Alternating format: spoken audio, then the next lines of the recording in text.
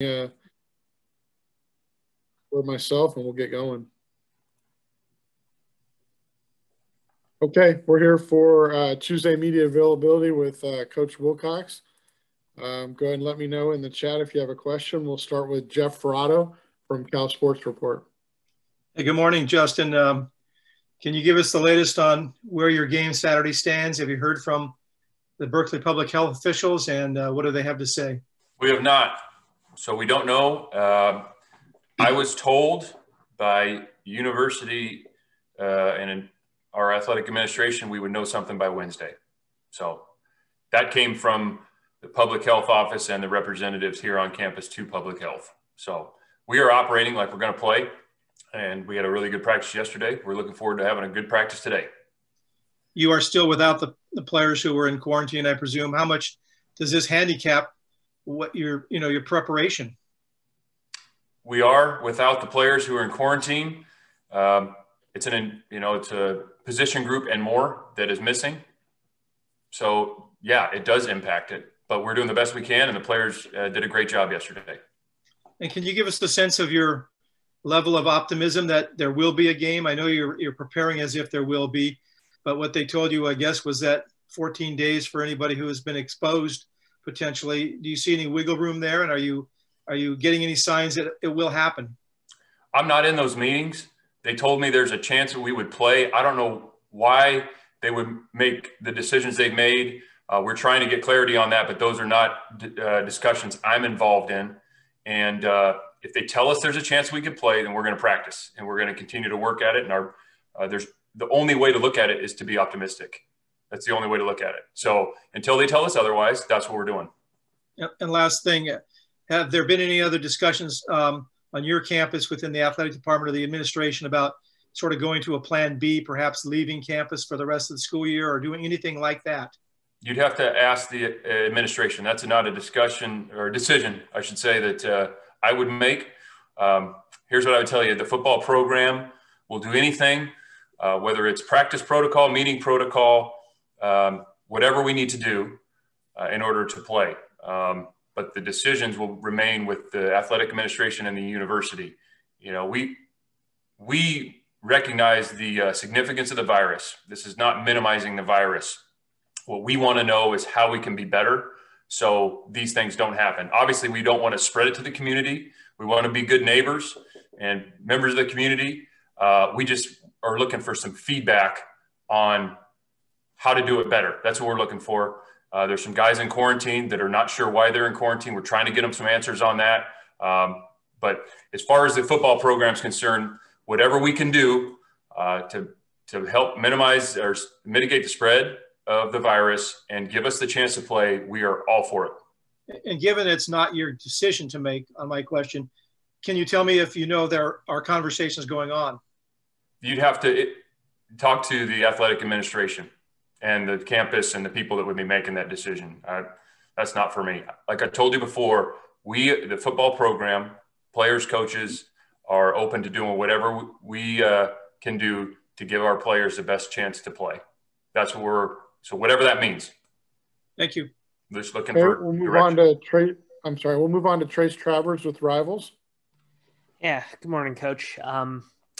Are the players who are in quarantine still allowed to work out, keep up their conditioning during this time, or do they have to stay inside? They're inside. They have an opportunity once a day to do some conditioning work. It's in a supervised manner with nobody around, but it's limited. Mm-hmm. And do you feel, say, if some of those guys can come out of quarantine, they'd be able to adjust to contact and everything pretty quickly? The first thing would be to be cleared by our medical team to play. Mm-hmm. Of course. And their conditioning would be taken into account. And we'd have to, more practices, the better. All those guys want to practice right now. They'd like to be with us. They're just not able to be. And so they're looking for answers on why they're in quarantine. And they're trying to do their best to keep up their condition as best they can if we get information that leads to them being back with us. So they're doing the best they can.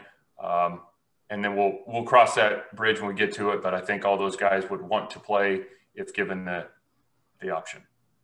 Thank you. So we'll move to Shaylin Singh from the Daily Cal. Hey, Coach. Have the coaches had to discipline players at any point this season for not following COVID protocols, or is that something you would do if it came to your attention that a player wasn't following social distancing guidelines or in any way putting themselves or the team at risk? The guys have been given guidelines. We have at the facility, there's a process they follow, and where they sit in meetings, how we get our ankles taped, the way we walk out to practice, where their pads are. So they follow those guidelines, and they're constantly being reminded, stay 6 feet apart, wash their hands, all the things that we all hear all the time. They also, we're not in a bubble. Okay. We're not in a bubble. I think based on the data so far, that they've done a really good job off the field. Okay. They still have to eat, they got to get something to eat. I think everybody knows that unless you're living in a bubble, that there's risk when you walk outside or you go to the grocery store. And I mean, maybe you all don't go to the grocery store. I don't know, but guys got to get something to eat from time to time, and they got to make good decisions off the field to mitigate that risk. I don't know that there's eliminating risk. I don't know how we do that in this climate right now, if anybody can. So they got to do the best to make good decisions to mitigate that risk. If, there's guys at practice, especially the veteran guys, not only coaches, but players pleading with the other players to, do things right off the field so they have a chance to play.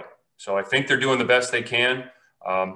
Would I say that nobody has got within 6 feet and another person outside the building? I don't know that I would say that. I don't know if anybody, in our society can say that right now. Maybe a couple of people. We're trying to do the best we can. We're encouraging them to do that.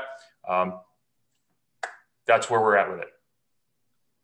Thank you. And then switching gears towards the game, just based off their first game against USC, what were some of the biggest differences you've noticed between this year's ASU team and last year's? The difference between ASU last year and this year? Yeah.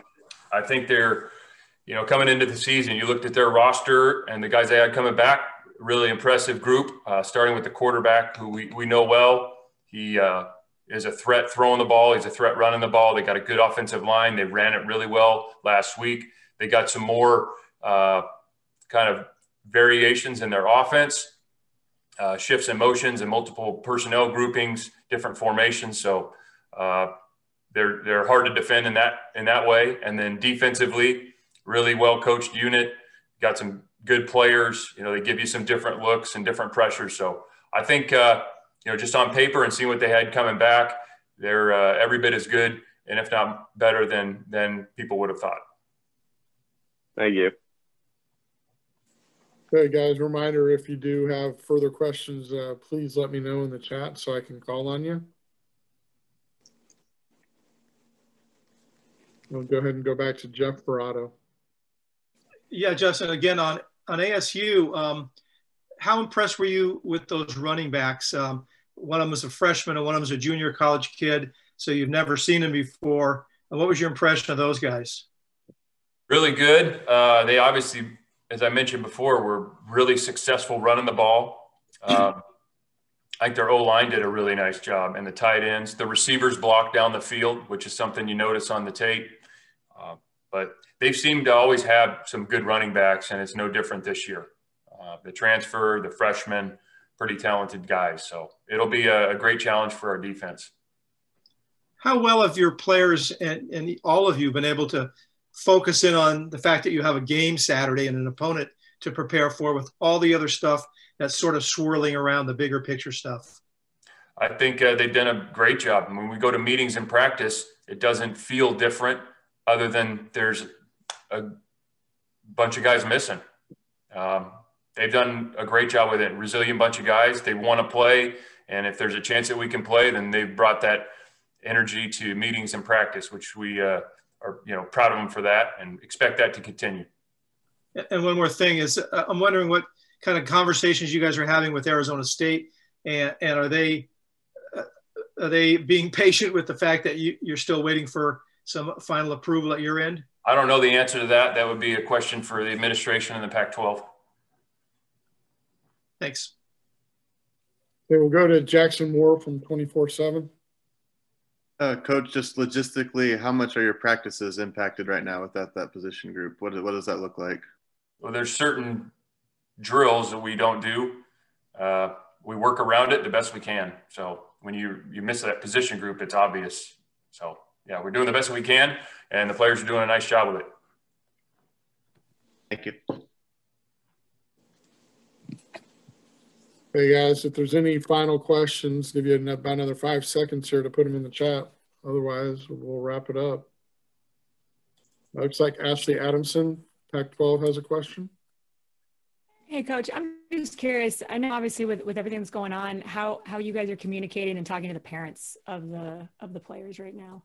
Yeah, they have a lot of questions. I think they see the news, and I think they got concerned for their sons and loved ones, which is obvious. There wasn't really going to be an opportunity to come play, so the travel doesn't necessarily factor. It's just the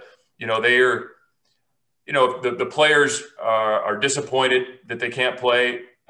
There is some frustration that they want to know, how do we give ourselves the best chance? And I would say, we're all looking for similar answers. Coaches, the entire program are looking for some similar answers, or an answer on how do we move forward. And we're hopeful to get those. And so just to clarify, tomorrow you think you'll have a definitive answer, or you hope to? That's what I've been told. So we expect that answer tomorrow.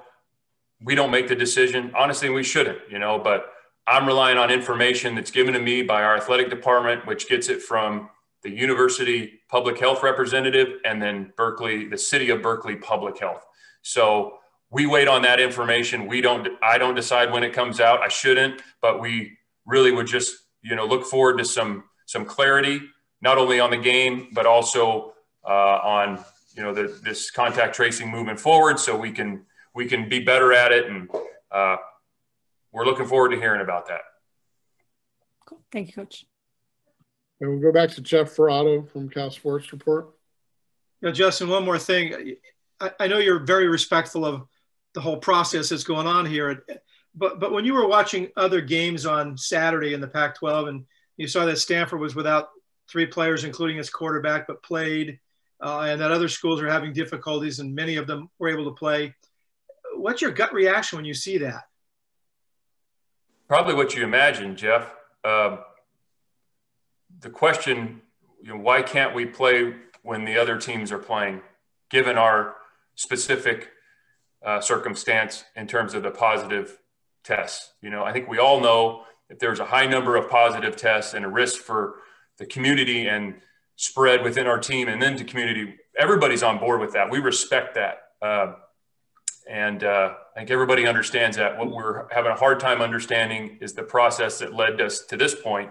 And so when you watch those other teams, you can't help but be frustrated and a bit angry and try and figure out why. And honestly, still trying to figure that out. We hope that everybody gets a chance to play. First, we want everybody to be safe. And I know it's a challenge throughout the country, people dealing with this. We just want to know, the inconsistencies in this contact tracing, why that's happening, so we can do it better. That's it, and give us a chance to play. But yeah, I can't tell you that I sat there and it felt great, and none of our players would either. So I don't blame them one bit. So we're really looking forward to hearing how we can do it better. We're really looking forward to hearing, what we need to do differently, and we're